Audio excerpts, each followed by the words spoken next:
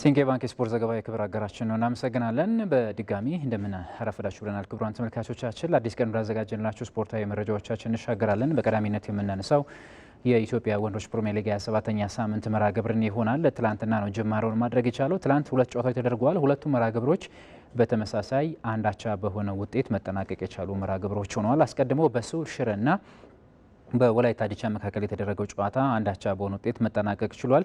ግብ በማስቆጠር ስሁል ሽረ ቀዳሚ የነበረበት ጨዋታ ነበር። ነገር ግን ከ4 ደቂቃዎች ቆይታ በኋላ በጸጋይ ብርሃኑ አማካኝነት ወላይታ ዲቻ አቻ መሆን የቻለበትን አጋጣሚ መፍጠር ችሏል። ብርሃኑ አዳሙ ነበር የስሁል ሽረን የቀዳሚነት ግብ ማስቆጠር የቻለው። የጨዋታ በዚህ ውጤት መሰረት ተጠናቆ እንግዲህ ወላይታ ዲቻ 38 ነጥቦችን ሰብስቦ ሀዲያ ሆሳናን በልጦ 5ኛ ደረጃ ላይ የተቀመጠበትን ውጤት ማስመዝገብ ችሏል። ስሁል ሽረ በ19 ነጥቦች 17ኛ ደረጃ ላይ ነው የሚገኘው። ይሄ ቡድን ከ4 ዓመታት ቆይታ በኋላ ወደ ፕሪሚየር ሊጉ ከመጣ በኋላ ምናልባትም የውጤት ማጣት ቀውስ ውስጥ አሁንም እንዳለ በደንብ ያሳያል።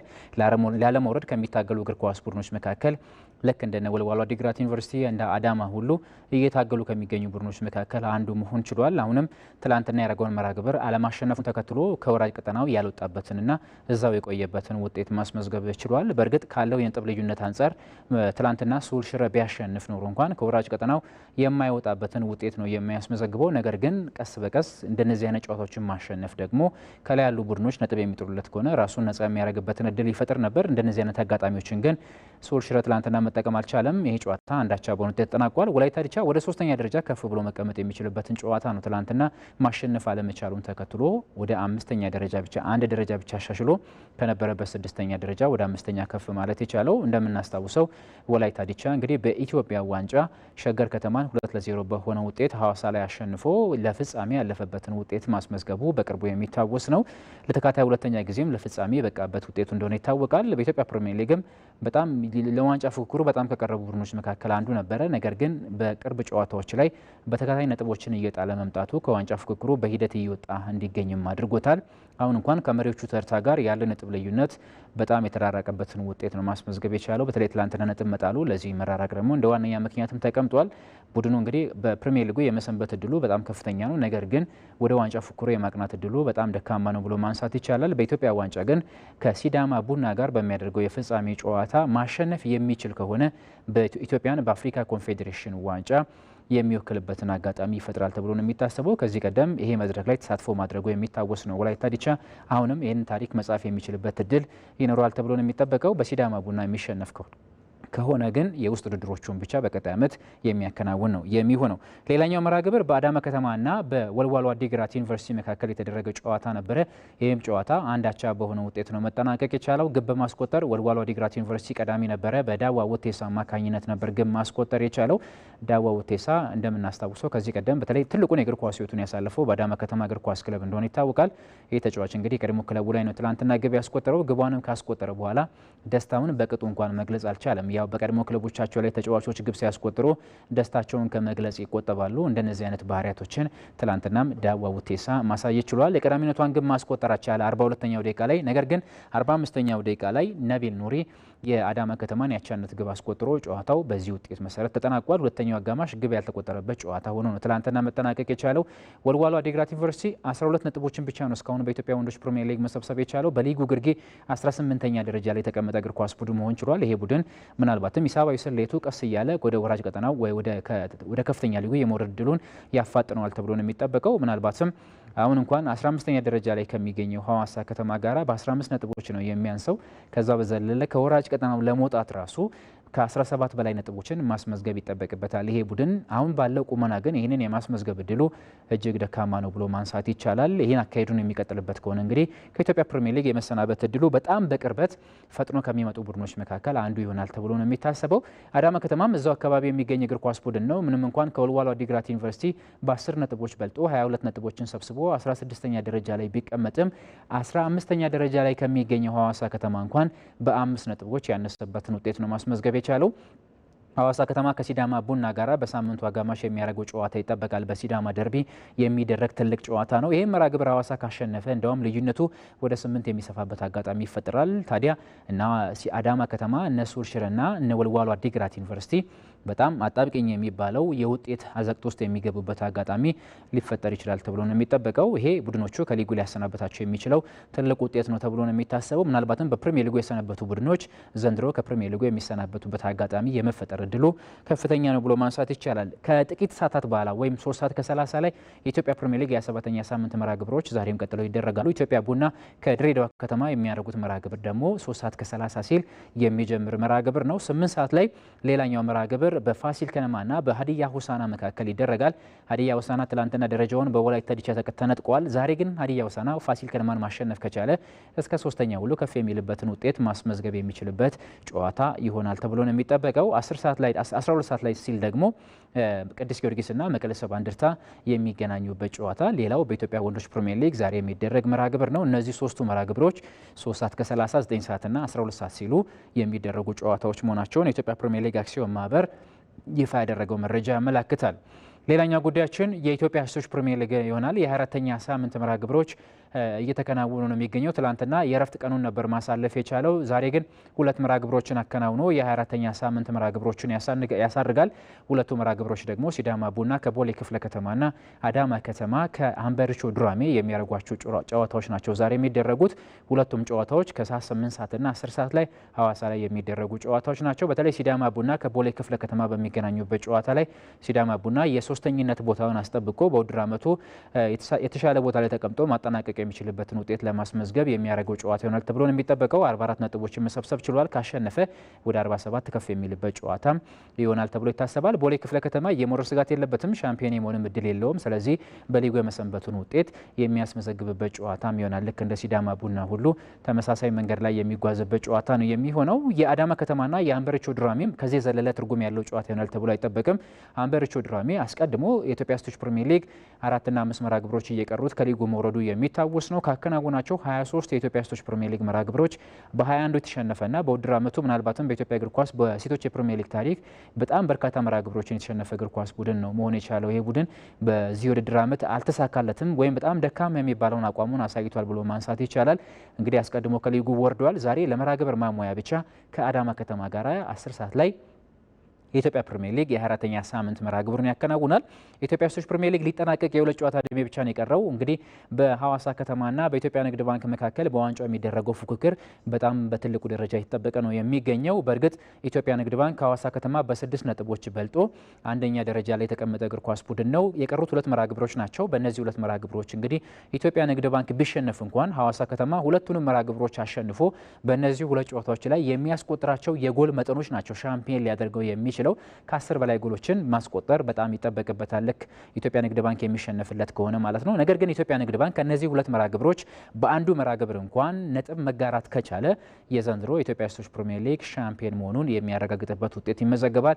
በሴቶች እግር ኳስም ኃያልነቱን አስጠብቆ የሚሄድበትን ውጤት ነው ያስመዘግባል ተብሎ የሚታሰበው። ሴናፉ አቁማ ደግሞ የከፍተኛ ግብ አስቆጣሪነቱን በልዩነት እየመራቸው የምትገኝ ተጫዋች ናት። ምናልባትም ዘንድሮም የወርቅ ጫማውን ከሚወስድ ወይም ደግሞ የሴቶች ፕሪሚየር ሊግ ከፍተኛ አስቆጣሪ ሆነው ከሚያጠናቅቁት ውስጥ ቀዳሚዋ ትሆናለች ተብሎ ነው የሚጠበቀው። አምናም የዚህ ዘርፍ አሸናፊ እንደነበረችም የሚታወስ ነው።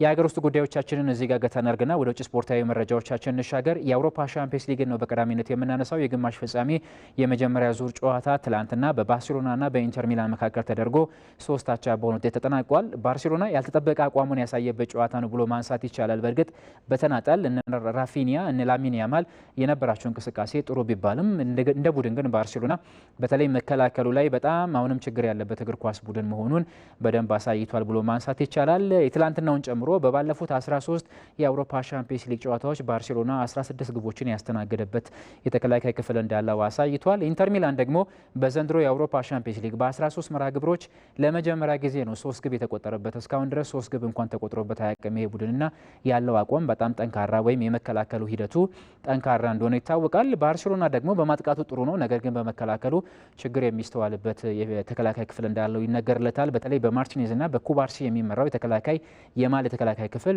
በመናበብ ደረጃ በባለፉት ጨዋታዎች ላይ ግቦችን ሲያስተናግድ የነበረ ቡድን ስለመሆኑ ያሳያል። ትላንትና ዴንዘል ዱምፍሪስ ትላንት 2 ግቦችን አስቆጥሯል። በጣም አስገራሚ ግቦችን ነው ማስቆጠር የቻለው። ከዛ በዘለለ ማርከስ ቱራም ላስቆጠራት ኳስን አመቻችቶ ማቀበል ችሏል እና የጨዋታው ኮከብ ተብሎ የተመረጠ ተጫዋች ነው። ምናልባትም ትላንትናና ከትላንት በስቲያ በተደረጉ የአውሮፓ ሻምፒየንስ ሊጎች የዚህን ተጫዋች ያክል ግልጋሎት የሰጠ ተጫዋች ይኖራል ተብሎ አይታሰብም። ስለዚህ የአውሮፓ ሻምፒየንስ ሊግ የዚህ ሳምንት ምርጡ ተጫዋች ዴንዘል ዱምፍሪ ይሆናል ተብሎ ነው የሚጠበቀው። ኔዘርላንዳዊ የቀይ መስመር ተከላካይ በተለይ ቤንጃሚን ፓቫርድ መጎዳቱን ተከትሎ ያንን የቀይ መስመር የመከላከሉና የማጥቃቱ ሚና ላይ ብቻውን ነበር ትላንትና ሲወጣ የነበረው። በጣም አስገራሚ የሚባል አቋሙን ያሳየበት ጨዋታ ነው ብሎ ማንሳት ይቻላል። ኢንተር ሚላን በዚህ ለዛውን በባርሴሎና ሜዳ ላይ ያንን የመሰለ የባርሴሎና ቡድንን በዛ ደረጃ አፍረክርኮ 3 ግቦችን ያስቆጥራል ብሎ ብዙዎች አልጠበቁም። እንደውም ባርሴሎና በተሻለ የኳስ እንቅስቃሴ ያሸንፍበታል ተብሎ የተጠበቀበት ጨዋታ ነበር። ነገር ግን በታሰበው ልክ መሆን አልቻለም። ምናልባትም በሳንሴሮ በሚደረገው የመልሱ ጨዋታ ላይ ኢንተር ሚላን የተሻለ ድል ካላቸው ቡድኖች ወይም የማለፍ ድል ካላቸው ቡድኖች መካከል አንዱ ይሆናል ተብሎ ነው የሚጠበቀው ማለት ነው። ከዛ በዘለ ትላንትና አስገራሚው ነገር የላሚን ያማል ጉዳይ ነው። በ17 ዓመቱ በግማሽ ፍጻሜ ግብ ያስቆጠረ ታሪካዊ ተጫዋች መሆን የቻለበትን ታሪክ ሰርቷል። ትላንትና ያስቆጠረበት መንገድ ተጫዋቹ የሚያያቸው የእይታ መንገዶቹ በራሱ በጣም አስገራሚ ናቸው። እንደውም የኢንተር ሚላኑ አሰልጣኝ ሲሞኔ ኢንዛጊ ከጨዋታው በኋላ በ50 ዓመታት ውስጥ አንዴ የሚታይ አይነት ተጫዋች ላሚን ያማል ነው የሚል ሀሳብ ሰጥቷል። የኢንተር ሚላኑ ተከላካይ ባስቶኒ በተመሳሳይ እንደዚህ አይነት ተጫዋች አይቻላቅም የዓለማችን ምርጡ ተጫዋች ነው የሚል ሀሳቡን ሰጥቷል። እነሱንም ትላንትና ሲያምሳቸው ወይም ደግሞ ግራ ሲያጋባቸው ያመሸ ተጫዋች መሆን ችሏል። በተናጠል ልዩነት ፈጣሪ ተጫዋች ነበር። ፌራን ቶሬስ ሌላ ግብ አስቆጥሯል። ከዛ የራፊኒያ ደግሞ በጣም ግሩም ሙከራ የግቡ አግዳሚ መልሶ ሲመለስ ደግሞ የኢንተር ሚላኑ ግብ ጠባቂ ያን ሶመርን ጀርባ ገጭታ መረብ ላይ ያረፈችው ሌላኛዋ ኳስ ከባርሴሎና ከሽንፈት ታደገች ኳስ መሆን ችላለች። 3-1 ተጠናቋል። የመልሱ ጨዋታ ሳምንት ይደረጋል። የሲሞኔ ኢንዛጊ ቡድን ኢንተር ሚላን ግን ምናልባትም በሜዳው በሚያደርገው ጨዋታ በጥብቅ መከላከሉ እንዲሁም በሚያገኛቸው አጋጣሚዎች ወደ ግብነት በመቀየር በሚችላቸው የአቅም ልኬቶቹ ባርሴሎናን በከባዱ ይፈትናል ተብሎ ነው የሚታሰበው። ባርሴሎናም በሜዳውም ከሜዳውም ውጪ በዛው ልክ የሚታማ ቡድን አለመሆኑ ተከትሎ በቀጣይ ሳምንት የሚደረገው ጨዋታ በትልቁ የሚጠበቅ መርሃ ግብር መሆን ችሏል። ከዛ በዘለለ የራፊኒያ ጉዳይ ነው። እንግዲህ በዚህ የአውሮፓ ሻምፒየንስ ሊግ 20 የግብ አስተዋጽኦች ላይ የደረሰ ተጫዋች መሆን ችሏል። ትላንትና ለግብ የሆኑ ኳሶችን አመቻችቶ ማቀበል ችሏል። በተለይ ፌራን ቶሬስ ላስቆጠራት ኳስ በግንባሩ በግሩም ሁኔታ ማቀበሉ የሚታወስ ነው። በዚህም የተነሳ በውድድር ዓመቱ 7ኛ ለግብ አመቻችቶ ያቀበለው ኳሱ መሆን ችሏል። 13 ደግሞ የአውሮፓ ሻምፒየንስ ሊግ ግቦችን አስቆጥሯል።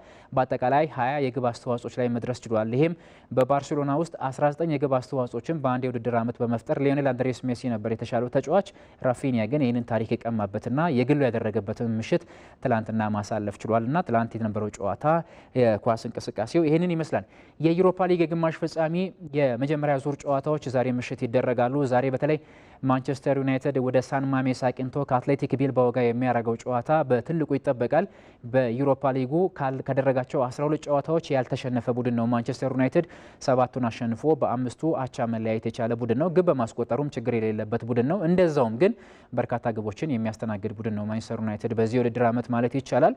አትሌቲክ ቢልባኦም በተመሳሳይ በተለይ በሩብ ፍጻሜው ሬንጀርስን አሸንፎ ያለፈበት አቅሙ ጥሩ መሆኑ ዛሬም በሜዳ በሚያደርገው ጨዋታ ላይ የተሻለ አሸናፊነት ቅድመ ግምት የወሰደበት ጨዋታ ነው ተብሎ ነው የሚጠበቀው። ከዚህ ቀደም በነበረ 3 ግንኙነታቸው እንኳን አትሌቲክ ቢልባኦ በሁለቱ አሸንፎ በአንዱ አቻ መለያየት ችሏል። በማንቸስተር ዩናይትድ ያልተሸነፈበትን ታሪክ ነው በቅርብ ዓመታት መጻፍ የቻለው። እንደውም በ2012 የዩሮፓ ሊግ የጥሎ ማለፍ መርሃ ግብር ላይ በደርሶ መልስ ነው ማንቸስተር ዩናይትድን ማሸነፍ የቻለው አትሌቲክ ቢልባኦ።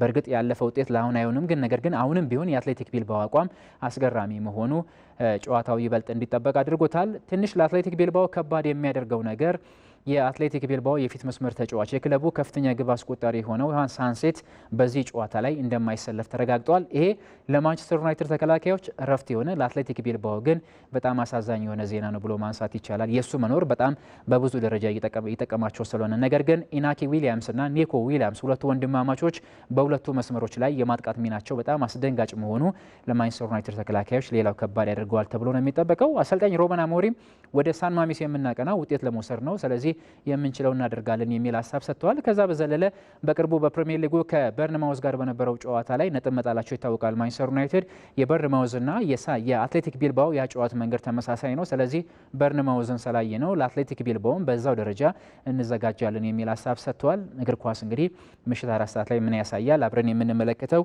ሌላኛው ጉዳይ መሆን ችሏል። ሌላኛው የግማሽ ፍጻሜ አንድ መርሃ ግብር ደግሞ በለንደን ይደረጋል። ቶተናም ከኖርዌው ቡድን ቦዶ ግሊምት ጋር የሚያደርገው ጨዋታ ደግሞ ሌላኛው የሚጠበቀው ጨዋታ ነው።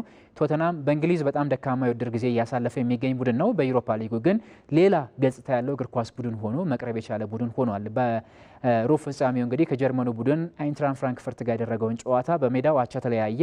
ከሜዳ ውጭ ደግሞ በዶሚኒክ ሶላንኬ ብቸኛ ኳስ በፍጹም ቅጣት ምት አሸንፎ ወደዚህ ደረጃ መምጣቱ የሚታወስ ነው። የኖርዌይ ክለብ ቦዶ ግሊምት ደግሞ ከጣሊያኑ ቡድን ላዚዮ ጋር ባደረገው የሩብ ፍጻሜ የጨዋታ በሜዳ 2-0 አሸነፈ። ከሜዳ ውጭ ደግሞ ስታዲዮ ኦሎምፒኮ ላይ 3-1 መሸነፉን ተከትሎ 3 አቻ ሆኖ በተሰጠ የመለያ ምት እንግዲህ ቦዶ ግሊምት አሸንፎ ነው ለዚህ ክብር መብቃት የቻለው። የእግር ኳስ ክለብ በታሪኩ ትልቁ ደረጃው ነው እዚህ ደረጃ ላይ የመጣው። ግን በእንቅስቃሴ ረገድ በጣም ጠንካራ የሚባል ቡድን መሆን የቻለ እግር ኳስ ቡድን እንደመሆኑ መጠን ለቶተናም በቀላሉ እጅ ይሰጣል ተብሎ አይጠበቅም።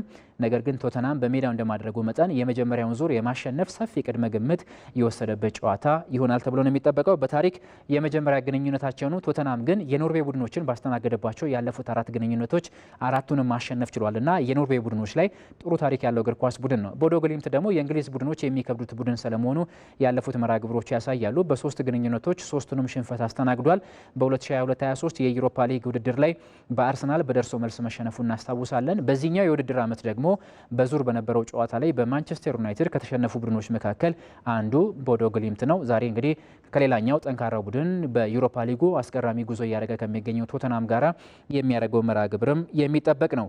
የአውሮፓ ኮንፈረንስ ሊግ ጉዳያችንንም እናንሳ። ዛሬ የአውሮፓ ኮንፈረንስ ሊግ የግማሽ ፍጻሜ የመጀመሪያ ዙር 2 መርሃ ግብሮች ይደረጋሉ። ሪያል ቤቲስ ከፊዮሬንቲና የሚገናኙበት ጨዋታ ምናልባትም ቼልሲ ከሚያደርገው መርሃ ግብር በተሻለ የሚጠበቅ ትልቅ ጨዋታ ነው ብሎ ማንሳት ይቻላል። ቼልሲ ከስዊድኑ እግር ኳስ ቡድን ጁርጋርደን ጋር የሚያደርገው ጨዋታ ይጠበቃል። ይህ እግር ኳስ ቡድን በስዊድን ሊግም ብዙ የማይታወቅ ከቅርብ ጊዜያቶች በኋላ የመጣ እግር ኳስ ቡድን ነው። በአውሮፓም ብዙም የማያውቁት እግር ኳስ ቡድን ነው። ከቼልሲ ጋር እንኳን በታሪክ ከእንግሊዝ ቡድኖች ጋር እንኳን ለመጀመሪያ ጊዜ የተገናኘበት አጋጣሚ ነው ዛሬ የሚፈጠረው። ቼልሲ የተሻለ ድል የሰነቀበት ጨዋታ ይሆናል ተብሎ ነው የሚታሰበው። ነገር ግን የስዊድኑ ክለብ እስከ ግማሽ ፍጻሜ እንደመምጣቱ መጠን ለቼልሲም ቀላል ተጋጣሚ ይሆናል ተብሎ አይታሰብም። በተለይ ቼልሲ በሜዳው በሊግ አዋርሶ የ2-1 ሽንፈት እንደማስተናገዱ መጠን ዛሬም ሊበለጥ የሚችልበት እድሉ ይኖራል ተብሎ ነው የሚጠበቀው። አሰልጣኝ ኤንዞ ማሬስካ እንግዲህ ጥሩ የሚባለው ስብስባቸውን በዚህ ጨዋታ ላይ ይጠቀማሉ ተብሎ ነው የሚጠበቀው። እነ አንቶኒን ያቀፈው እነ ኢስኮን ያቀፈው ሪያል ቤቲስ ደግሞ በሜዳው ዛሬ ከጣሊያኑ ቡድን ፊዮሬንቲና ጋር የሚያደርገው ጨዋታ ይጠበቃል። ምናልባትም ሪያል ቤቲስ ዘንድሮ በአሰልጣኝ ማኑኤል ፔሌግሪኒ የተመራ በጣም ጥሩ የሚባል ጉዞ እያደረገ ነው የሚገኘው። በላሊጋውም ተከታይ ጨዋታዎችን ማሸነፍ ችሏል። በዩሮፓ ሊጉም እንደምናየው እንግዲህ ግማሽ ፍጻሜ የደረሰ ቡድን ነው። ዛሬ በሜዳው ነው የሚጫወተው። የተሻለ ድል የወሰደበት ጨዋታ መሆን ችሏል። የጣሊያኑ ቡድን ፊዮሬንቲናም እነ ሞይሴ ኪንን በፊት መስመር ይዞ በጣም አስገራሚ የሚባል ጉዞ እያደረገ የሚገኝ ቡድን እንደመሆኑ መጠን የሚጠበቁ የኮንፈረንስ ሊግ መርሃ ግብሮች ናቸው እነዚህ ዛሬ የሚደረጉት ማለት ነው። ጨዋታዎቹ እንግዲህ ምሽት 4 ሰዓት ላይ የሚደረጉ ነው የሚሆነው። የቼልሲ የሴቶች እግር ኳስ ቡድንን የተመለከተ ጉዳያችንን እናንሳ። በቀጣይነት ቼልሲ እንግዲህ የሴቶች ሱፐር ሊግ ሻምፒዮን መሆኑን ትላንትና አረጋግጧል። ከማንቸስተር ዩናይትድ ጋር ባደረገው የ20ኛው የሳምንቱ የሊጉ ጨዋታ ላይ 1-0 በሆነ ውጤት ማሸነፉን ተከትሎ ነው እንግዲህ ከተከታዩ አርሰናል በ9 ነጥቦች በልጦ የሱፐር ሊጉ ሻምፒዮን መሆን የቻለው። ለ6ኛ ጊዜ ባለድል የሆነበትን ውጤት ነው ትላንትና ቼልሲ ማስመዝገብ የቻለው። በተለይ አርሰናል ትላንትና ከአስቶን ቪላ ጋር ያደረገውን ጨዋታ 5-2 በሆነ ሰፊ ውጤት ተሸንፏል። አርሰናል ይህን መሸነፉና ቼልሲ ማሸነፉ ደግሞ በመካከላቸው ያለው ነጥብ ልዩነት ወደ 9 እንዲሰፋ አድርጓል። ቼልሲ 54 ነጥቦችን መሰብሰብ ችሏል። አርሰናል ደግሞ 45 ነጥቦችን ነው መሰብሰብ የቻለው። ስለዚህ 2 መርሃ ግብር ብቻ በሴቶች ሱፐር ሊግ መቅረቱን ተከትሎ እንግዲህ ቼልሲ 2 መርሃ ግብሮች እየቀሩት ሻምፒዮን መሆኑን አረጋግጧል። ማንቸስተር ዩናይትድ በ43 ነጥቦች 3ኛ ደረጃ ላይ ነው የሚገኘው። ማንቸስተር ሲቲ ደግሞ 39 ነጥቦችን ሰብስቦ 4ኛ ደረጃ ላይ በሊጉ ተቀምጧል። ቼልሲ ግን የሴቶች ሱፐር ሊግ እውነትም ሱፐር ቡድን ስለመሆኑ ባለፉት ዓመታት በሚገባ ማሳየት ችሏል። ሁሉንም ዋንጫዎች በየዓመቱ እየወሰደ የሚገኝ ጠንካራ ቡድን ነው። ከወንዶቹ የተሻለ ስኬታማ የእግር ኳስ ቡድን እየሆነ ነው የሚገኘው በእንግሊዝ መድረክ ላይ። በቅርቡ በተደረገ የአውሮፓ ሻምፒዮንስ ሊግ የግማሽ ፍጻሜ መርሃ ግብር ግን በስፔኑ ቡድን ባርሴሎና በድምር ውጤት 8-2 ተሸንፎ ከመድረኩ መሰናበቱ የሚታወስ ነው። አርሰናል ደግሞ ኦሎምፒክ ሊዮንን አሸንፎ ለፍጻሜ ማለፉ ይታወቃል። ትላንትና አንዳንድ መረጃዎች እንኳን እንደሚያሳዩት አርሰናል በአስቶን ቪላ የ5-2 ሽንፈት በደረሰበት ጨዋታ ላይ ለሻምፒዮንስ ሊጉ ሲባል በርካታ ተጫዋቾችን እንዳሳረፈ መረጃዎች ያሳያሉ። ነገር ግን በዚህም አለበዛ ቼልሲ የሱፐር ሊጉ ሻምፒዮን መሆኑን የቻለበትን ውጤት ማስመዝገብ ችሏል። የእንግሊዝ ፕሪሚየር ሊግ የ34ኛ ሳምንት ተስተካካይ አንድ መርሃ ግብር ዛሬ ምሽት ይደረጋል። ኖቲንግሃም ፎረስት በሲቲ ግራውንድ ብሬንትፎርድን የሚያስተናግድበት ጨዋታ ደግሞ ዛሬ የሚደረገው ተጠባቂው ጨዋታ መሆን ችሏል። እነዚህ ቡድኖች እንግዲህ በፕሪሚየር ሊጉ ጥሩ አቋም ካላቸው እግር ኳስ ቡድኖች መካከል የሚጠቀሱ ናቸው። በተለይ ኖቲንግሃም ፎረስት በአሁን በ60 ነጥቦች 6ኛ ደረጃ ላይ ነው የሚገኘው። የዛሬ መርሃ ግብሩን ማሸነፍ የሚችል ከሆነ ነጥቡን ወደ 63 አሳድጎ 3ኛ ደረጃ ላይ ይቀመጣል። በቀጣይ ዓመት በአውሮፓ ሻምፒዮንስ ሊግ የሚያሳትፈውን ቦታ ይዞ ለማጠናቀቅ እየጣሩ ከሚገኙ ቡድኖች መካከል አንዱ ኖቲንግሃም ፎረስት ነው። እንደሚታወቀው በአውሮፓ ትልቅ ስም ከነበራቸው ቡድኖች መካከል ይሄ ቡድን አንዱ እንደነበር ይታወቃል።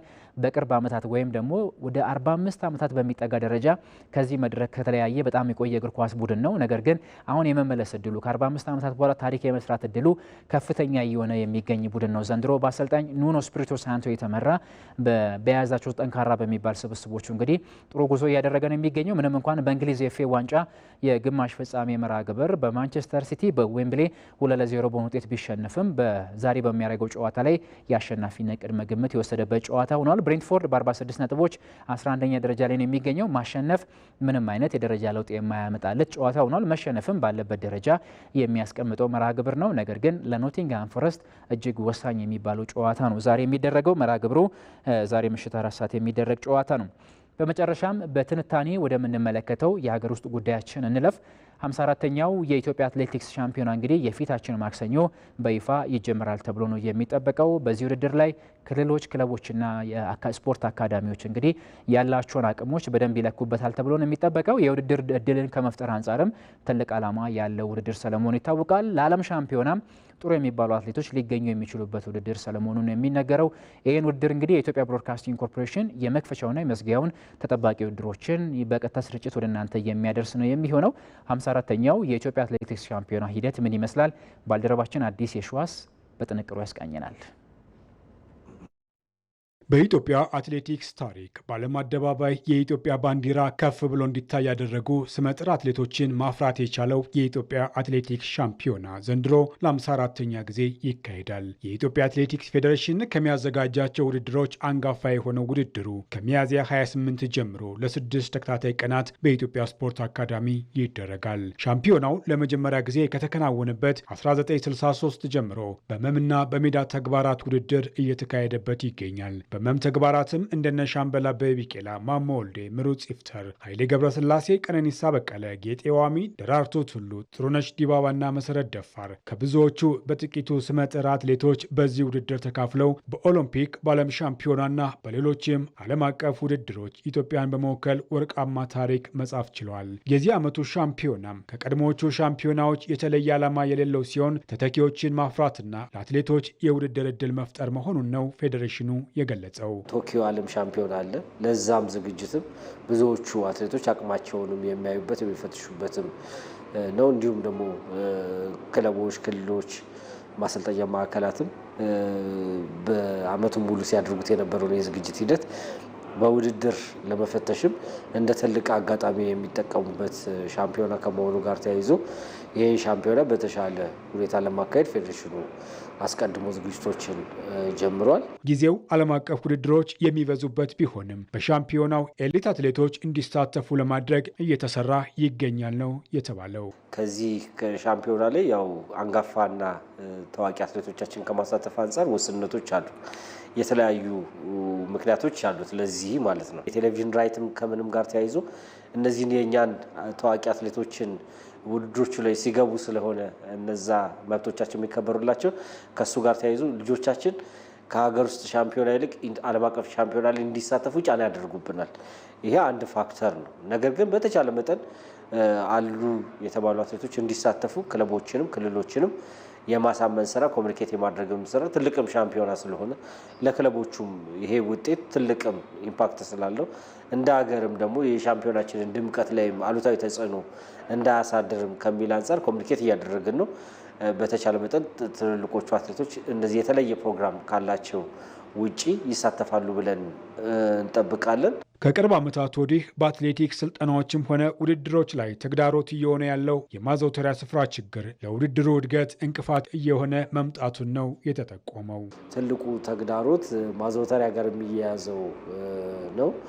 ይሄ ሻምፒዮና አዲስ አበባ ላይ እንደመደረጉ አዲስ አበባ ውስጥ ደግሞ ለአትሌቲክስ ውድድር ሊሆን የሚችል አንድ ትራክ ያለው ምቹም ባይሆንም የኢትዮጵያ ስፖርት አካዳሚ ነው።